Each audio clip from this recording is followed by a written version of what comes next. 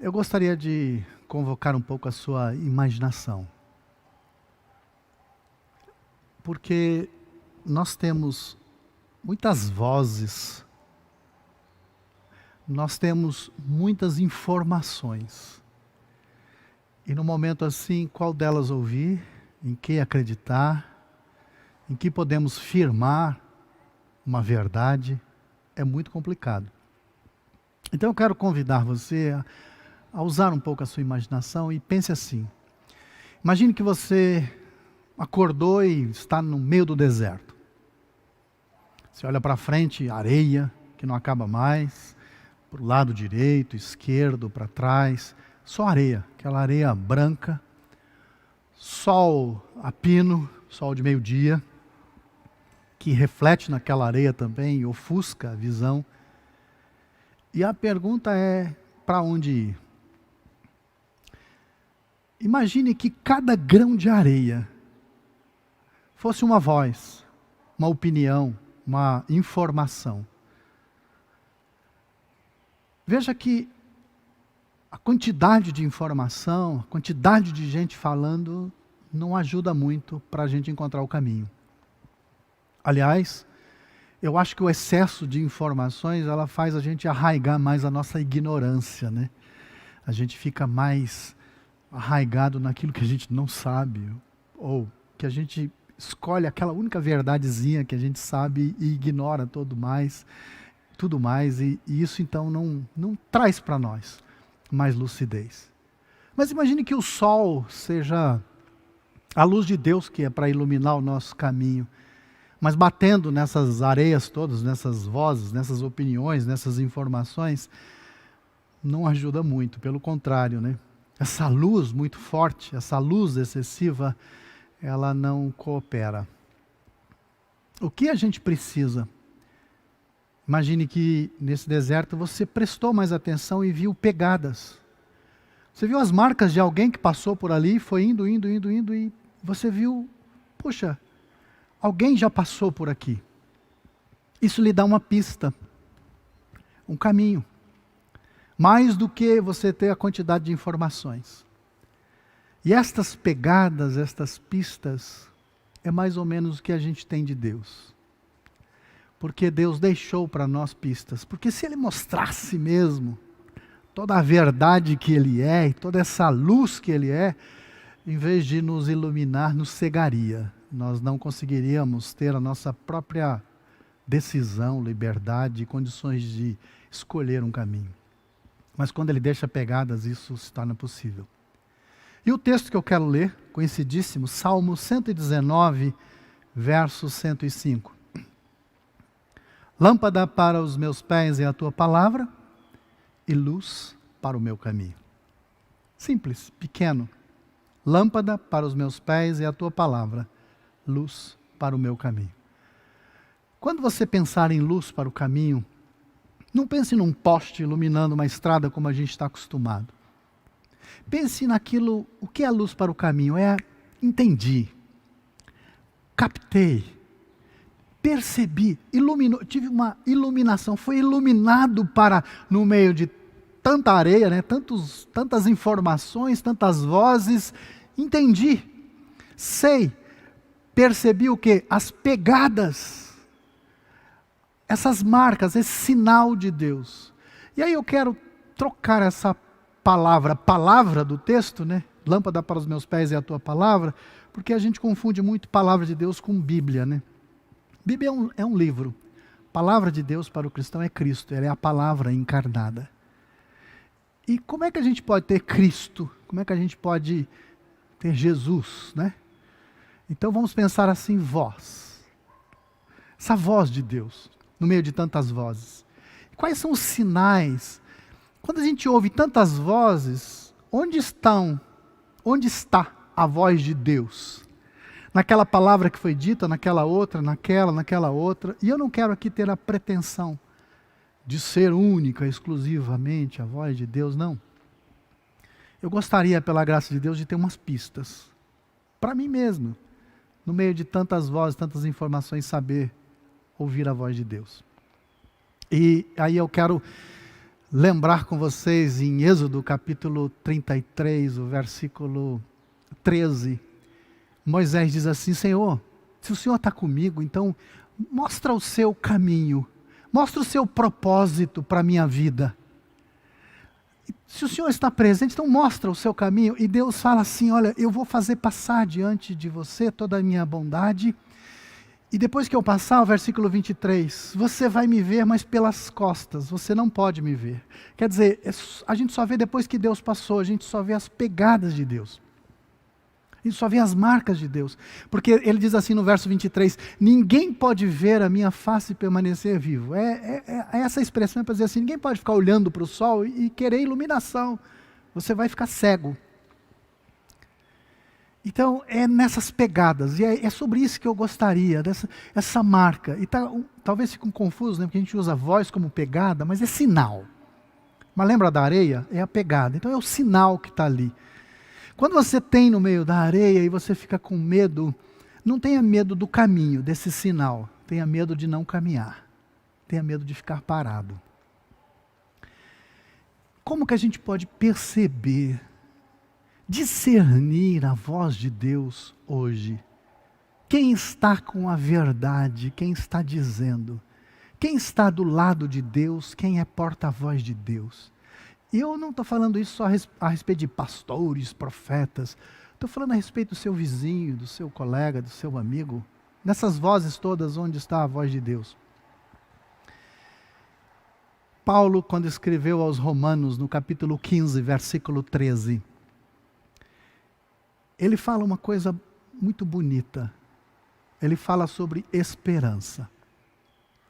Deus é a fonte de toda a esperança. A voz de Deus, ela traz para nós esperança. A voz de Deus, ela nos desafia a esperançar. A ver a possibilidade de caminhar e não ficar parado. De ir em direção a não sabemos direito, mas tem uma pista que nos fala, é lá o caminho, é este o caminho, ande por ele. É da esperança, ele nos desafia. E essa esperança que Paulo diz ali em Romanos 15, 13, ela gera paz e alegria. Então uma voz de esperança, uma voz que vem, a voz de Deus, para a gente confiar em Deus, ela vai produzir em nós paz e ela vai produzir alegria. Ela vai produzir um conforto para a nossa vida. Ela vai trazer para nós a possibilidade de dá para continuar, dá para ir em frente. E talvez você diga assim, mas aconteceram coisas tão difíceis que eu não estou conseguindo ter esperança. A esperança está sendo roubada. São tantas coisas que estão acontecendo na minha vida que a esperança está sendo roubada e não tem mais jeito. Aí nós temos um desafio enorme. Em Romanos capítulo 4, verso 18, Paulo diz algo a respeito de Abraão, que diz assim, esperando contra a esperança. Me parece que para Abraão também a esperança foi roubada e ele diz, e agora? O que eu vou fazer? Se não tem mais para onde ir, o que fazer, os meus sonhos, tudo aquilo foi para trás. E ele é o pai da fé. Abraão é o pai da fé. E ele creu contra a esperança, sabe por quê? Porque se Deus é a fonte de toda a esperança, ele diz assim, eu não estou vendo agora. Eu não tenho certeza do caminho, eu só tenho sinais. Mas eu confio em Deus. Esse é o desafio da fé. Eu confio em Deus. Aquilo que de Deus eu tenho, aquilo que de Deus eu recebi, eu tenho essa confiança e eu vou continuar. Mesmo que a esperança esteja sendo furtada, roubada, eu vou continuar. Eu vou dar o próximo passo. Eu vou insistir em seguir estas pistas. Talvez você diga assim, mas você ainda não falou de pista nenhuma, exceto para a gente continuar confiando em Deus. Já é um primeiro passo. Deus nos deixou sinais. Deus nos deixou essas marcas para a gente seguir e saber discernir.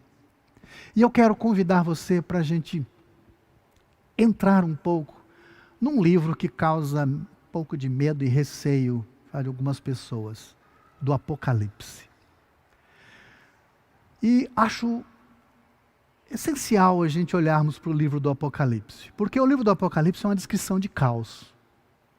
É uma descrição de um caos tão grande, de pessoas que estão agitadas, perturbadas, confusas, incrédulas, e há os que creem lá no meio, há os fiéis, mas há um mal avassalador sobre a humanidade, gente perdendo a vida para doenças, para pestes, enfim, é um livro caótico e dessa descrição. Então ele pode nos ajudar a perceber no meio desse caos, porque tem voz de Deus. Uma coisa que fala muito no Apocalipse é sobre a voz de Deus. Então nesse caos a gente pode ter essas pistas a respeito da voz de Deus. Capítulo 1 do Apocalipse é a introdução em que João vai se apresentar. Capítulo 1, verso 9. Verso 9 e 10, João traz uma coisa muito interessante. Ele diz assim: estava exilado, estava sozinho, estava solitário na ilha de Patmos. E aí ele fala, companheiro, essa palavra é linda. Companheiro, aquele que partilha, aquele que divide o pão, aquele que divide a mesma vida, o mesmo suprimento, aquele que participa das mesmas coisas, aquele que está junto. Companheiro, e aí ele dá uma descrição, de vocês no sofrimento, 3 coisas ele fala. Companheiro de vocês no sofrimento, no reino e na perseverança de quem tem fé em Jesus. Companheiro do sofrimento. Ele está dizendo o seguinte, olha, eu não estou do lado de fora da história, eu não estou alheio ao que está acontecendo, eu sou participante. Eu estou exilado, solitário, eu estou aqui sozinho, mas eu sou participante desse sofrimento. Isso que está acontecendo no mundo também está me atingindo. Eu sou companheiro de vocês no sofrimento. Mas eu também sou companheiro de vocês no reino. E o reino de Deus é justiça, paz e alegria. Olha a paz e a alegria novamente. E o reino de Deus é justiça, paz e alegria. Mas nós estamos no meio do sofrimento. Cadê esse reino? Aí ele vai para a terceira palavra, dos fiéis, dos crentes, dos irmãos, dos que creem, que são perseverantes no reino, são perseverantes na justiça. Estamos sofrendo, mas nós não abrimos mãos e permanecemos, lutando pela justiça, lutando pela paz, nos esforçando pela paz, nos esforçando pela alegria, para dividirmos a alegria uns com os outros. Essa rede que a gente montou, que participa do sofrimento, mas não abre mão do reino, é nesta rede que ele vai falar sobre a voz de Deus. E no versículo 10 do capítulo 1 de Apocalipse, ele diz assim, e no dia do Senhor, eu lá, exilado, participando dos mesmos sofrimentos, mas perseverante, eu não abri mão da minha fé. Olha aí, eu crendo contra toda a esperança, eu não abri mão de tudo aquilo que eu recebi de Deus, eu não abri mão, eu creio, estou participando do sofrimento, e lá, nesse momento, aí ele fala uma coisa maravilhosa. Ouvi de trás de mim uma voz. E é esta voz que nós precisamos aprender a ouvir. No meio deste clima, deste ambiente, ouvi uma voz. E ele vai continuar a falar sobre uma visão que ele teve, e chega no versículo 17 de Apocalipse. Ele diz assim, 17 e 18. Diante dessa perplexidade de tudo que está acontecendo, ele fala, eu caí como que morto. Exauriu-se as forças. Ele não tem mais condições de permanecer em pé. Seria mais ou menos, acabou, né? Game over. Acabou, não dá mais. E quando ele cai como morto, ele não tem mais forças, ele está na impossibilidade, ele se vê impotente, ele se vê sem condições. Uma mão o toca e diz, olha a voz, olha que coisa maravilhosa. Eu sou aquele que vive. E aqui está a tonalidade, o tom da voz. A voz de Deus não é a voz que anuncia morte. A voz de Deus não é a voz que anuncia destruição. A voz de Deus não é a voz que quer acabar com tudo. A voz de Deus é a voz que é da vida. Eu sou aquele que vive. E ele continua dizendo, estive morto, mas estou vivo pelos séculos dos séculos. Estou vivo para todo sempre. A voz de Deus é a voz que anuncia a vida. A voz de Deus é a voz que está do lado da vida.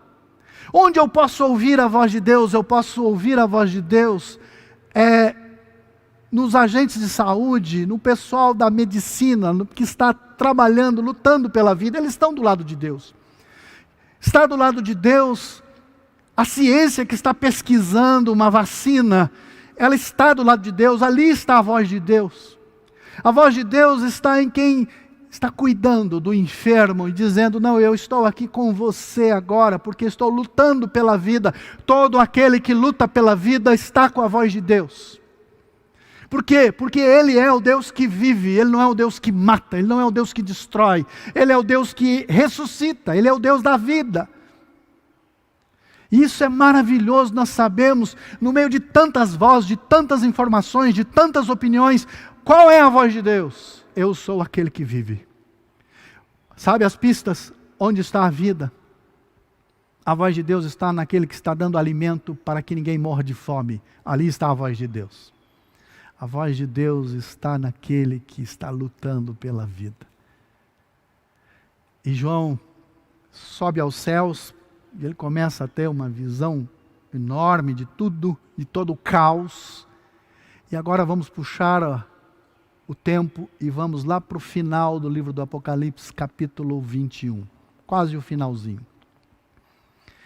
Capítulo 21 de Apocalipse, ele traz uma riqueza enorme. Versículo 3, ele diz assim, ouviu a voz do trono. A gente gosta dessa palavra trono, né? O rei, o governo. Ouvi a voz do trono, essa voz do celestial, lembre-se, é uma visão dos céus. Então, os céus, a glória, o trono, essas são as imagens que estão sendo colocadas. Eu ouvi essa voz. E o que foi que essa voz disse?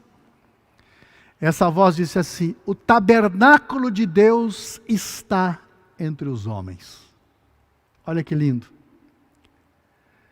O tabernáculo de Deus está entre os homens. Deus, o próprio Deus, está no meio deles, habitará com eles, será o seu Deus e eles serão o seu povo. Essa voz diz que Deus não está longe, Deus não está alheio, Deus não está indiferente à história humana. Há um caos, uma descrição terrível e difícil, e Deus não está em algum canto do universo cuidando de outras coisas. Deus não está para além do nosso alcance. Essa voz que é do trono não diz assim, olha, resolvam-se aí. Essa voz que vem do trono não diz assim, olha, vocês estão por conta, cuide aí da vida de vocês, se virem.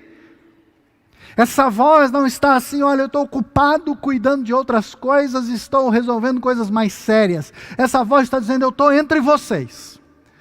Eu estou aqui com vocês, eu estou nesse tempo e esse momento que vocês estão vivendo, eu não estou longe, distante lá no céu, eu estou aqui, bem aqui presente. E o texto continua, versículo 4, e o que essa voz diz? E ele enxugará dos olhos toda lágrima. Onde está Deus? Onde está a voz de Deus? A gente queria que Deus estivesse num passe de mágica, estalando o dedo, como um governante do universo. Pronto, está resolvido, faz. A voz de Deus está onde? E Ele enxugará dos olhos toda lágrima. Eu imagino Deus com um lenço. É só uma imagem, não é uma idolatria. É como eu percebo o cuidado divino. Deus com o lenço enxugando as lágrimas. Você que está em lágrimas, você que está chorando.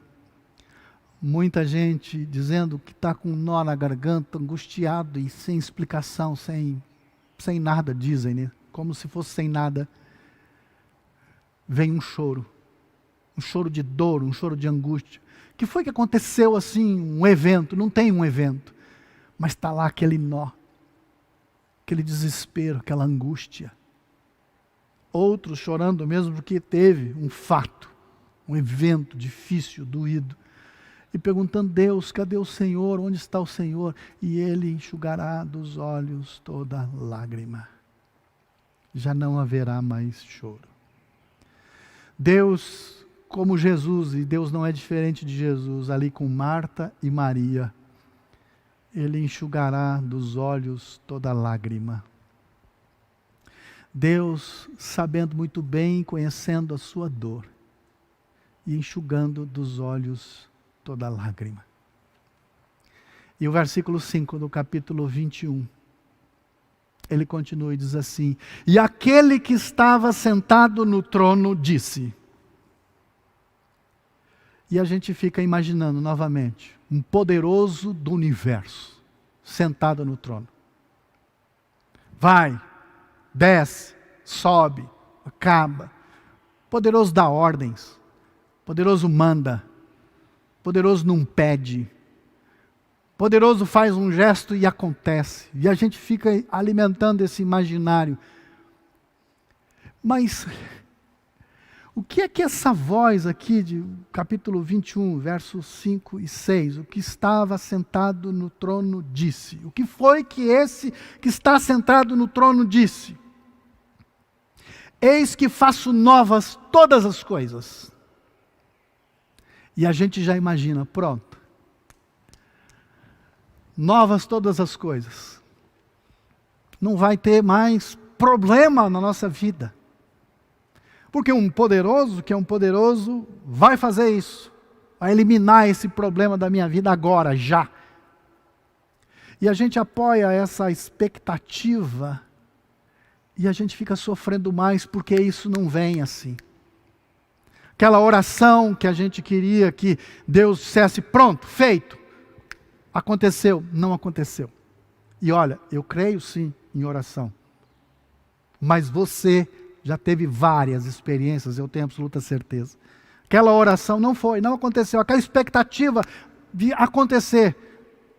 Mas ele não falou, faço novas todas as coisas? Falou. E ele continua dizendo, eu faço novas todas as coisas. Que coisa nova é essa? Aquele que tem sede. Ele continua, verso 6. Todo aquele que tem sede, eu darei gratuitamente de águas das fontes vivas. O que é que essa voz do trono, do governante do universo diz?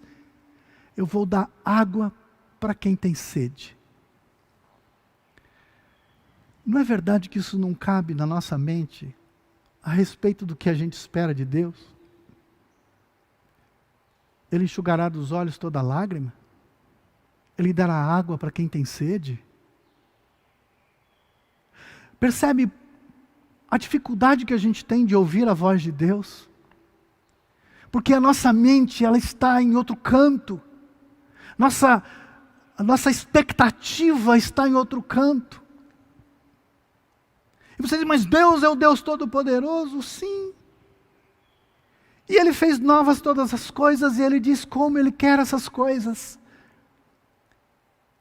Estar presente conosco, vivendo junto com a gente, a companhia de Deus na nossa vida.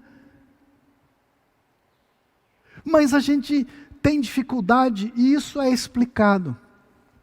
Isso tem muito a ver com a gente mesmo. 1 Coríntios capítulo 2, versículo 9.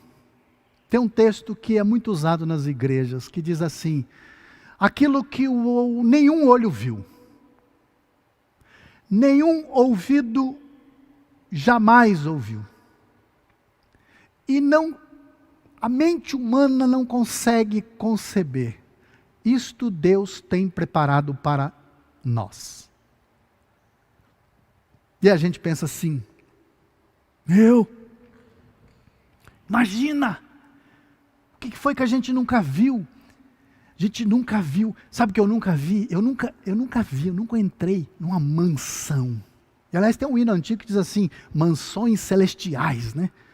Eu vou morar numa mansão, porta de pérola, muro de diamante, de cristal, rua de ouro, e a nossa mente começa a ir para essas dimensões poderosas, e, diga-se de passagem, todo aquele que tem poder é isso, esta ostentação de fortuna, de riqueza, e acaba sendo nosso desejo, nosso sonho, e a gente joga isso para a eternidade, diz: é isso que eu vou experimentar para todo sempre. Quando abrirem a porta, é a porta de pérola. Espera, será que é isto a novidade de Deus? 1 Coríntios capítulo 2, versículo 9, aquilo que o olho não viu, nenhum olho viu, nenhum ouvido ouviu, e não... Agora, a gente esquece de ler o que tem antes, e como Paulo vem trabalhando essa ideia da esperança cristã, e ele vem falando, eu vou citar só o versículo 8. Nenhum dos poderosos deste mundo compreendeu, entendeu, porque se tivessem entendido, não teriam crucificado o Senhor da glória. O Senhor da glória, ele foi crucificado porque ele não era um poderoso sentado num trono, um milionário, com pérola, com diamante, com ouro. Ele era um pobre galileu, filho de um carpinteiro. Nenhum dos poderosos entendeu, porque a esperança, a dimensão era: se é Deus mesmo, então não pode ser assim. Não pode ser uma pessoa que não tem nenhuma aparência de poderoso, não tem nenhuma beleza que a gente destacou, aquela beleza maquiada, externa, estética. Porque a nossa linguagem é a esperança de um Deus que seria quase um tirano. Dá ordens e se cumpra. E Deus se revela em Jesus como irmão. E eu gosto muito de um texto de Hebreus que diz assim: ele não se envergonha de nos chamar de irmão. Nós temos vergonha de dizer que a gente serve um Deus que enxuga as nossas lágrimas, de um Deus que dá água para quem tem sede. Porque a gente quer estar lá, e Ele está aqui, o tabernáculo de Deus entre nós, e Ele não se envergonha de olhar para nós e dizer: meu irmão, ela é minha irmã. Ele não se envergonha de dizer: ele é meu irmão, pertence à mesma família. Ele sabe, me conhece a minha estrutura, e não tem vergonha nenhuma de dizer: é meu irmão. Ele desce para estar conosco. Qual divindade, qual Deus você imagina que é um Deus que se compadece de nós, que seca as nossas lágrimas? Qual Deus você imagina que está ali com uma canequinha de água, e esse é um símbolo rico, uma canequinha de água dando para quem tem sede? Imagine que nós estamos falando de uma cultura, de um povo que vivia no deserto, em seca, com pouca água, e Deus está ali.